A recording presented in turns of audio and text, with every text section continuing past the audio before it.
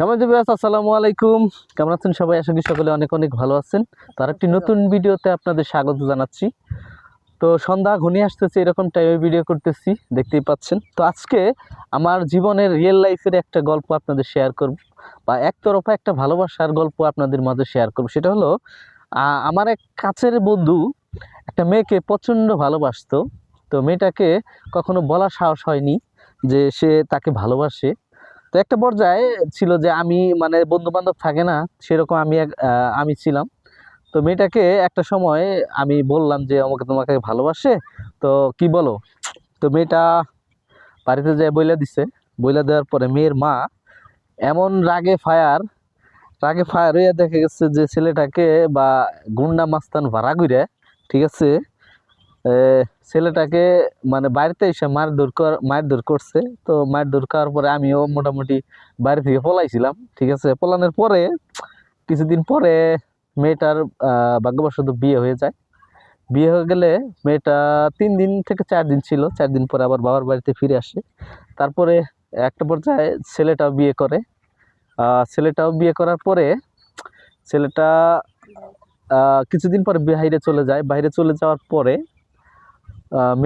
ছেলেটারও বউ মানে বেশি দিন টিকে নেয় আর কি। মানে দুজনই মানে একই অবস্থা। ছেলেটারও বউ চলে গেছে, মেয়েটার আর স্বামীর বাড়িতে টিকতে পারে নাই। যাই হোক, লম্বা একটা জার্নি, মোটামুটি 10 বছরের একটা জার্নি। 10 বছর মেয়েটা লেখাপড়া করার শেষে মানে মেয়েটারও বিয়ে হয় নাই। প্লাস আমার যে বন্ধু, ঠিক আছে, বন্ধুর নামটা আমি বলবো না, ঠিক আছে, বন্ধু বিয়ে করে নাই। তো একটা মজার বিষয় হলো যে 10 বছর পর তাদের একতরফা একটা ভালোবাসা, ঠিক আছে, একতরফা একটা ভালোবাসা, সেই ভালোবাসার পূর্ণতা এসেছে। যদিও আমি জানি না অত দূর, ঠিক আছে। আমি যতটুকু জানতে পারছি যে তাদের মানে আবার পুনরায় তাদের ভালোবাসার একটা মিলন ঘটেছে, ঠিক ঠিক আছে। যাই হোক, তাদের দাম্পত্য জীবনের শুভকামনা করতেছি। 9 বছর পর একটা একতরফা ভালোবাসার মানে মিলন ঘটেছে। এর থেকে মানে আনন্দের কিছু হতে পারে।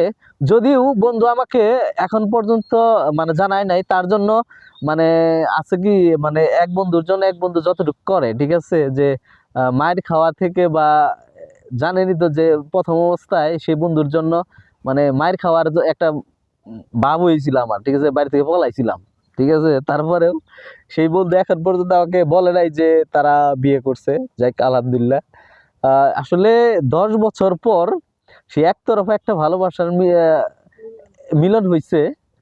এর থেকে সুখবর আর কি হতে পারে? যাই হোক, গল্পটা কেমন লাগছে তো সবাই কমেন্ট করে জানাবেন। আর গল্পটা অনেকের জীবনের সাথে মিলে যেতে পারে, তো একটু কমেন্ট করে জানাবেন। সে বন্ধু ভালো থাকবেন, সুস্থ থাকবেন। আর আর আর যে গল্পটা শেয়ার করলাম, তো কেউ কিছু মানে অন্য মাইন্ডে নেবেন না। তো ভালো থাকবেন সবাই, সুস্থ থাকবেন। আর দেখা হবে নতুন কোনো ভিডিওতে। আল্লাহ হাফিজ।